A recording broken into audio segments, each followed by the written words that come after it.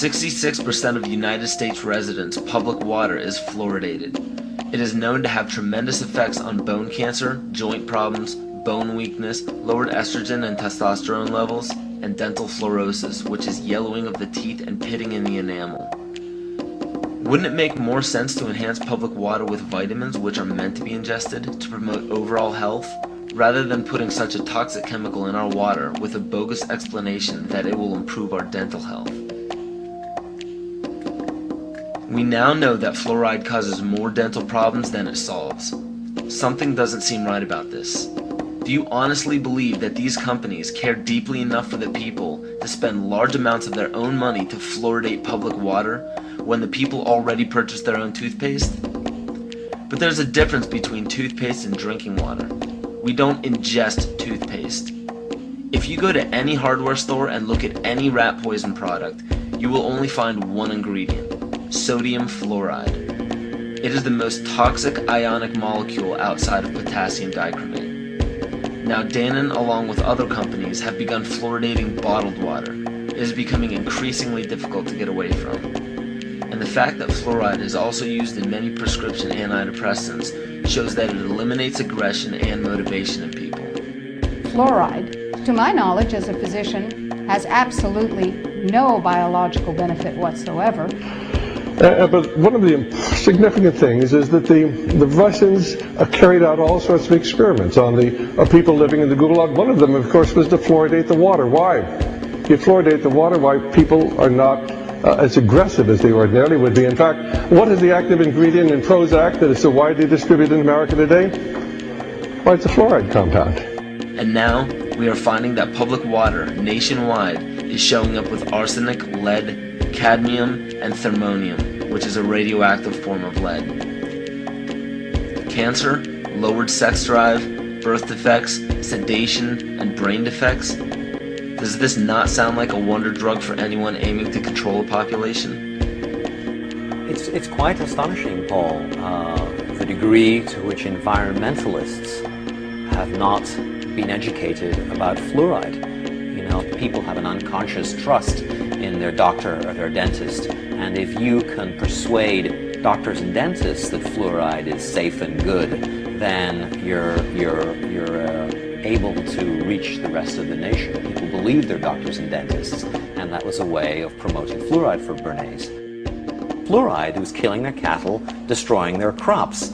Fluoride given to rats had produced bone cancer and liver cancer, and that those results had been doctored to make it look as though fluoride hadn't caused as much cancer.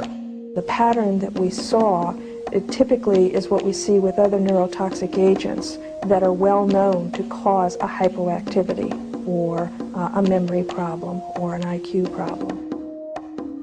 When I first presented the results of these studies, one of the individuals sitting and listening to the results, he says, "Do you have any idea what you're saying?" And he says, "You're telling us that we're reducing the IQ of children." And basically I said, yes.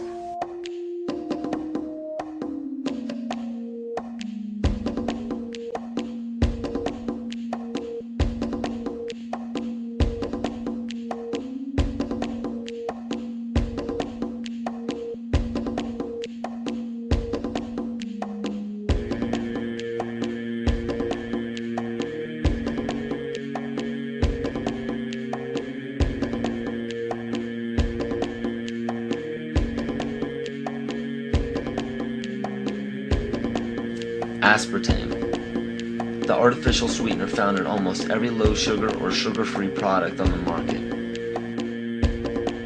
First of all, aspartame is made up of three things: methanol, which of course is what produces blindness, aspartic acid, and phenylalanine. These are all poisons. Aspartic acid, of course, produces brain lesions. This was known back in the early 1970s. Methanol produces blindness. Phenylalanine is what you see in the brain, and in high doses it produces trauma.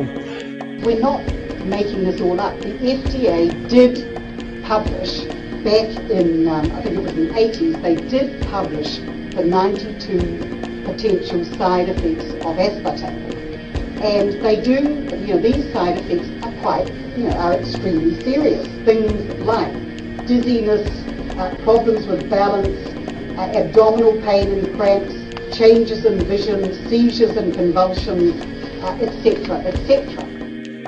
Yet despite all of these harmful effects, Donald Rumsfeld pushed it out into the stores in over 5,000 products when he was CEO of Searly, the company that manufactured aspartame.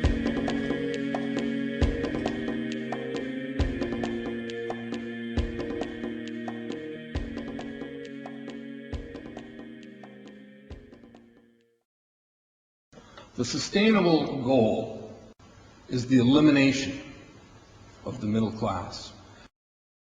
The world cannot support 6 billion people.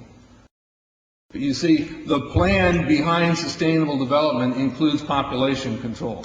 It's a program for land use control, education control, and population control. The leaders of the sustainable movement say that the world's human population should not exceed 500 million people. That's a 93% reduction of today's population levels. In 1992, while the Rio conference was going on, George Bush, then president, was there. He was just offshore in Prince Charles's yacht, where he executed the Agenda 21 protocols on behalf of the United States and brought it back to Washington, D.C. Within a year, Bill Clinton, by executive order, established the President's Council for Sustainable Development. In 1996, Bill Clinton set up the President's Council on Sustainable Development. One of the dictates of Agenda 21 is that every country in the world is to set up a national council to oversee the implementation of Agenda 21.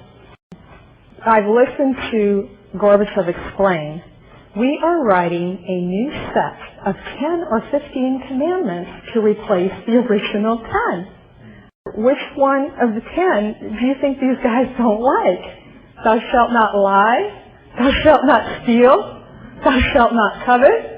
Because I'll tell you what, these people have lied to us. They're in the process of stealing all of this nation's natural resources, and they covet everything you have left.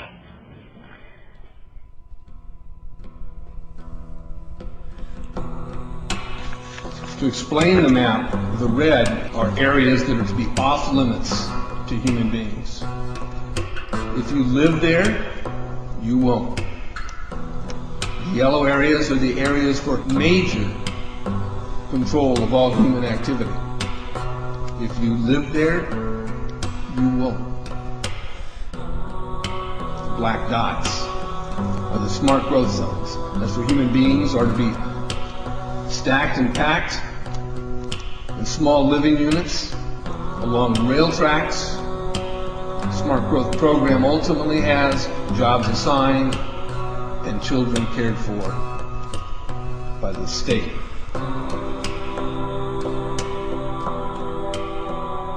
And in conjunction with Codex Alimentarius, food will be limited and water consumption will be decreased to 10 gallons per day per person. That is over a 90% reduction in people's average daily water consumption. And along with shortages of food and water, the food we will be provided with will be genetically manipulated and nutrient deficient. Genetic manipulation of food causes complications in metabolizing and utilizing food for energy. In June of 2003, scientists reported that the gene sequence of the inserted genes into crops had actually changed their order. They had re-scrambled. So the genetic inserts are not stable. Another laboratory confirmed this and found that it had changed in the same varieties in different ways that they had tested. So not only is it unstable and changing, it's not even uniform in the way it's changing. This is incredibly dangerous. Nutrient deficiencies due to Codex's planned vitamin and mineral ban will cause billions of preventable diseases. Both of these will ultimately lead to billions of deaths.